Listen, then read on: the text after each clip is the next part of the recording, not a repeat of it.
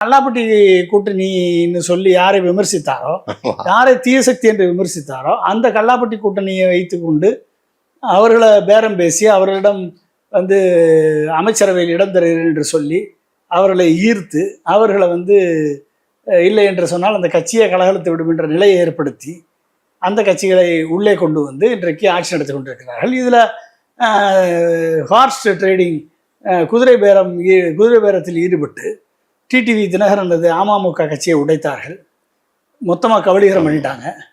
அதுக்கடுத்து அதிமுகவை உடைத்து அதில் 25 பேரை கொண்டு போய் நான் மந்திரி பதவி தருகிறேன், வாரிய தலைவர் தருகிறேன் என்று சொல்லி அவர்களை தனியாக சந்தித்து குதிரை பேரத்தை ஈடுபட்டவர் திரு விஜய், தூய சக்தி என்று சொல்லக்கூடிய திரு விஜய் அவர்கள். ஸோ இது எல்லாத்துக்கும் பேக்ரவுண்டாக இருந்து செயல்படுத்தியவர் திரு ஆதவர்ஜுனா அவர்கள். நீங்கள் கேள்வி கேட்டீங்க யார் முதலமைச்சர் என்று. இது வரைக்கும் முதலமைச்சர் சந்தித்த அப்பாயின்மெண்ட் லிஸ்ட்டை மட்டும் எடுங்க.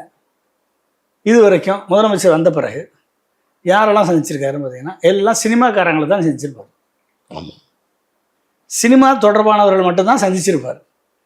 இல்லைன்னா வந்து நல்லா சாப்பிட்டாரு, கையிலே சாப்பிட்டாரு, வாயில் சாப்பிட்டாரு, கோட்டு போட்டார், சேருக்கு வந்து துணியை எடுத்துட்டாரு, சேரை மாற்றிட்டாரு, செருப்பு இல்லாமல் காலில் தரையில் நடந்து போனார், இப்படி தான் நியூஸ் வரும். நேற்று செஸ் விளாண்டாரு, இதுதான் முதலமைச்சர் பண்ணுற வேலையா? ஆக்சுவலாக நடக்கிற வேலை எல்லாமே ஒட்டுமொத்த என்டையர் மினிஸ்ட்ரியை, எல்லா மினிஸ்ட்ரியும் மொத்தமாக கண்ட்ரோல் பண்ணுறது ஆதவர்ஜுனான்னு இன்றைக்கி பொதுமக்கள் பேசுகிறாங்க, ஊடகவியலாளர்கள் பேசுகிறாங்க, எல்லோரும் பேசுகிறாங்க. அப்போ ஆதவர்ஜுனா கண்ட்ரோலில் தான் இன்றைக்கி வந்து தமிழ்நாடு அரசு. ஆமாம், உண்மையான டிஃபேக்டோ சீஃப் மினிஸ்டர் ஆதவர்ஜுனா தான். அரசியல் கட்சிகளை வந்து சேர்றதும் ஆதவர்ஜுனாட்ட தான் சேர்றாங்க.